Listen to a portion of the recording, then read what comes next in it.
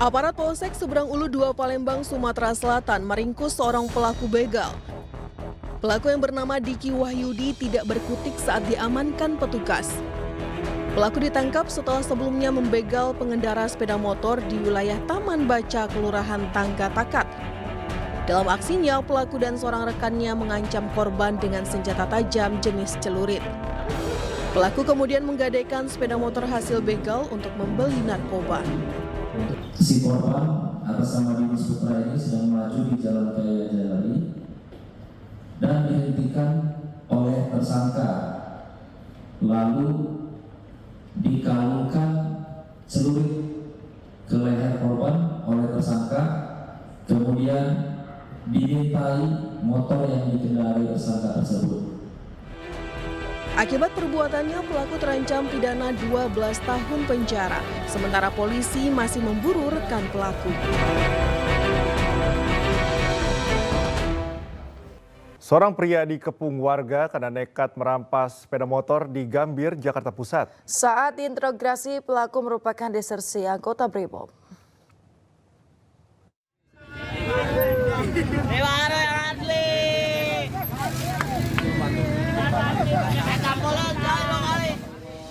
Berpura-pura sebagai anggota polisi dari unit narkoba, seorang pria ditangkap warga karena diduga melakukan aksi pembegalan.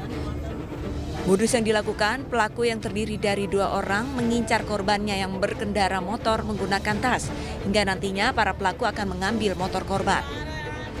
Saat korban meminta tolong, salah satu pelaku berhasil melarikan diri. Tadi sih saya ngeliat ya ada orang Mongol kan di lapak saya jualan. Berarti ada orang beli. Saya samperin, rupanya ada 3 orang lagi dipepet tuh. 1 orang dipepet sama 2 orang.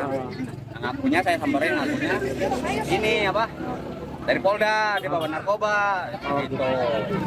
Oh, kiranya dia bawa narkoba ini sebagai polisi.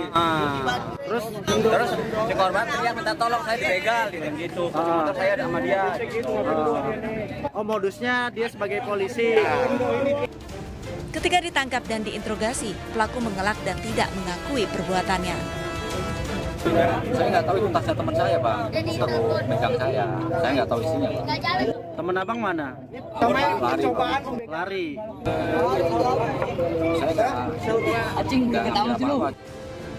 Ketika polisi datang dan memeriksa identitas pelaku, nyatanya pelaku bukanlah anggota polisi, melainkan desersi anggota Brimob. Dirinya dipecat dari Brimob karena 1 tahun tidak bertugas. Kini pelaku diamankan ke Polsek Gambir dan petugas masih mendalami kasus ini. Dari Jakarta, Rani Sanjaya, iNews melaporkan.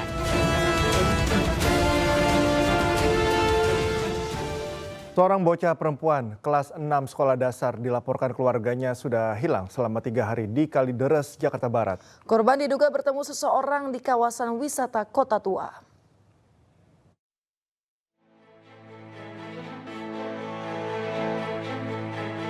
Kamera CCTV merekam bocah perempuan kelas 6 SD Angel Kirana Nahampuni, 12 tahun, saat terakhir sebelum dilaporkan hilang oleh keluarganya di Kalideres, Jakarta Barat. Anak pasangan Sabarudin 6 tahun dan Derita Siaan ini dikabarkan tak pulang sejak Senin lalu. Ayahnya berusaha mencari dengan berjalan kaki menyusuri lokasi terakhir anaknya terlihat. Karena siang sebelum hilang anaknya sempat berbicara dengan temannya, Novi, bahwa ia ingin bertemu dengan seseorang di kawasan wisata Kota Tua. Bahkan anak kedua dari 3 bersaudara ini sempat menanyakan bis jurusan kota pada seorang satpam. Pak, mau ke Las Tua lewat mana ya? Di mana ya begitu? Jadi kata satpamnya, oh kalau mau ke Las Tua deh, Kota Tua, oh, harus naik busway dari sini. Katanya satpamnya, oh iya Pak, soalnya kita mau janjian sama teman begitu. Nah karena mungkin kebetulan anak kita nggak ada kuotanya. Kini keluarganya hanya bisa berdoa agar anaknya diberikan keselamatan. Selain itu keluarga juga melaporkan ke Polsek Kalideres Jakarta Barat dan berharap anaknya bisa kembali ke rumah. Dari Jakarta, Miftahul Gani, iNews melaporkan.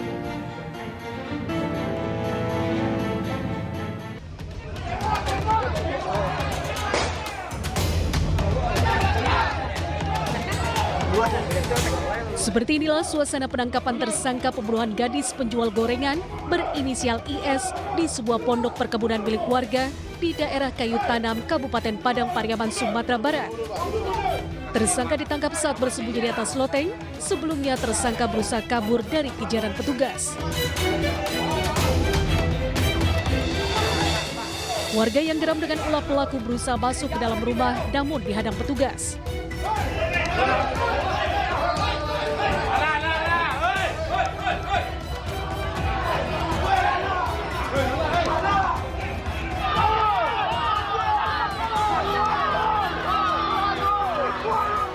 Pelaku berhasil dibawa petugas dengan menggunakan mobil yang beberapa kali dihadang warga.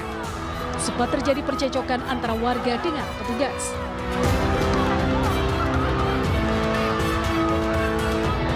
Kami berhasil mengamankan dan menangkap tersangka yang sampai saat ini dicari dan benar sesuai dengan pelaku, sesuai dengan identitas dan gambar yang kami miliki dengan saksi-saksi yang ada. Selanjutnya kami lakukan penyidikan atas keterlibatan dan pasal yang akan kami terapkan nanti. Diketahui tersangka IS diburu polisi sejak 2 pekan lalu. Sebelumnya tersangka residivis dalam kasus pencabulan.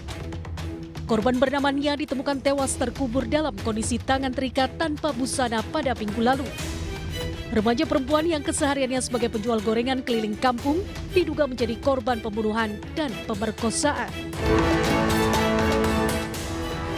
Dari Padang Pariaman, Sumatera Barat, Eka Guspriyadi, iNews melaporkan.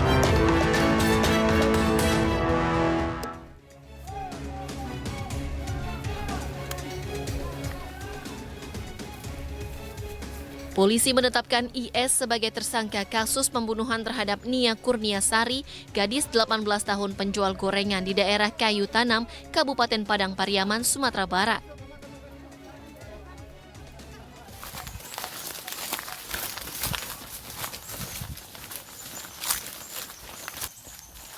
Pelaku ditetapkan sebagai tersangka berdasarkan fakta di lapangan, di mana polisi menemukan barang milik tersangka.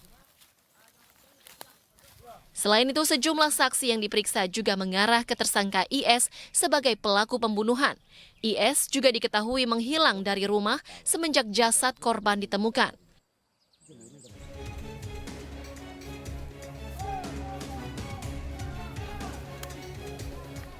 Sebelumnya, Nia Kurniasari, 18 tahun penjual gorengan keliling, warga Gugu Kecamatan 2x11 Kayu Tanam, Kabupaten Padang Pariaman, Sumatera Barat, ditemukan oleh tim SAR setelah dilaporkan hilang. Jenazah korban ditemukan dalam keadaan terkubur di daerah perbukitan sekitar 1 km dari rumahnya. Dari Padang Pariaman, Sumatera Barat, Eka Guspriyadi, iNews melaporkan. Pemirsa, beredar video seorang istri menggerebek rumah yang dicurigai menjadi tempat persembunyian suaminya bersama wanita lain. Ricuh pun tidak dapat terhindarkan.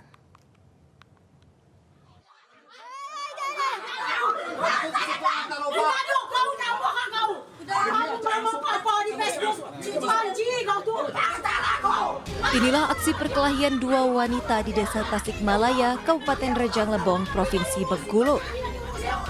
Diana Ekawati, wanita yang mengenakan jilbab dan merupakan istri sah dari sang lelaki, tak kuasa menahan emosi saat melihat Eli Yunita, wanita dengan daster bercorak bunga yang diduga merupakan selingkuhan suaminya. Bukannya merasa bersalah, Eli justru melawan dan melakukan aksi pemukulan terhadap Diana, sang istri sah. Bahkan anak kandung Eli berinisial BE juga ikut melakukan pemukulan. Atas kejadian ini, Diana kemudian melapor ke pihak berwajib. Setelah dilakukan sidang di pengadilan negeri, Eli justru dinyatakan tidak bersalah dan dinyatakan bebas. Sementara sang anak BE dijatuhkan hukuman percobaan kurungan selama 3 bulan penjara.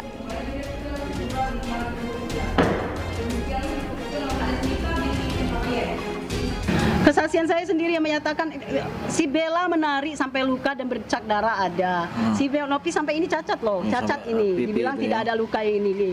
Terus si Eli Yunita itu menarik tangan saya sampai di sini biru semua, kan sudah ditampakkan oleh para jaksa. Tapi kenapa dibiarkan? Terus selama persidangan kami kembali lagi tidak ada kekerasan dalam rumah tangga. Hakim yang terhormat melihat bagaimana perilaku Aan datang bersamaan peluk-peluk dalam pengadilan. Apakah tidak menjadi pertimbangan bagi mereka kasus ini? Jadi kami sangat kecewa dengan keputusan para hakim. Semoga hakim diberikan hidayah, dan ada keadilan yang nantinya benar-benar ditegakkan. Sementara Ketua Majelis Hakim menjelaskan bahwa untuk membuktikan para pelaku dinyatakan bersalah, perlu adanya 2 alat bukti dan keyakinan dari hakim. Saat ini Diana hanya bisa pasrah dengan keputusan hakim meski ia rasa sangat mengecewakan dan tidak adil. Dari Rejang Lebong, Bengkulu, Widodo Waluyo, iNews melaporkan.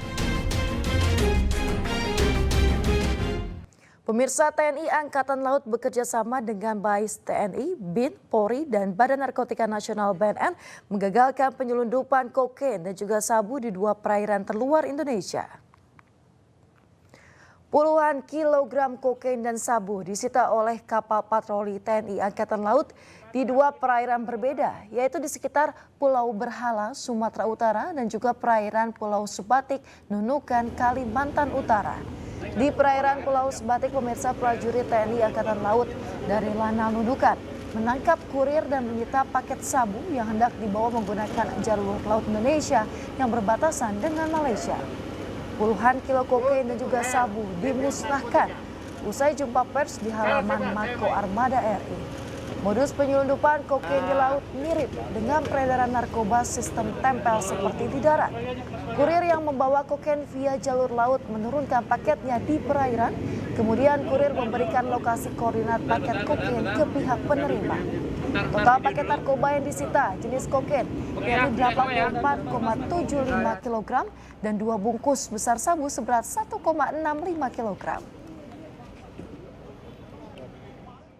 Mendapati barang haram ini ya sebesar 84 kilo 75 ya gram, kemudian yang itu ada 2 sini dan masing-masing itu semua ada 74 bungkus.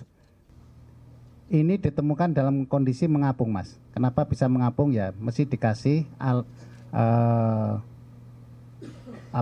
peralatan yang bisa mengapung di situ. Dikasih sinker. Jadi kalau di laut itu, Mas, kita tidak seperti darat. Bapak taruh di sini, diambil lagi di situ bisa. Tapi kalau dia ada sinkernya, dia tetap di situ. Sehingga dari data intelijen tersebut kita melaksanakan aksi preventif, yaitu pemeriksaan terhadap penumpang-penumpang yang akan menuju ke Tarakan dari Nunukan. Pemirsa, Pengadilan Negeri Jakarta Barat melakukan eksekusi pengosongan bangunan milik PT Pancadharma Niaga Putra di Grogol, Petamburan, Jakarta Barat. Pengosongan tersebut dilakukan agar pihak PT Bank MNC Internasional Tbk dapat menjual objek tersebut untuk dikembalikan ke masyarakat.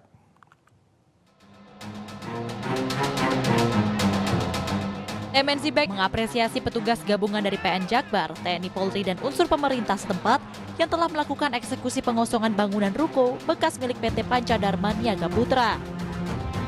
Eksekusi ini bertujuan agar proses intermediasi bank dapat berjalan.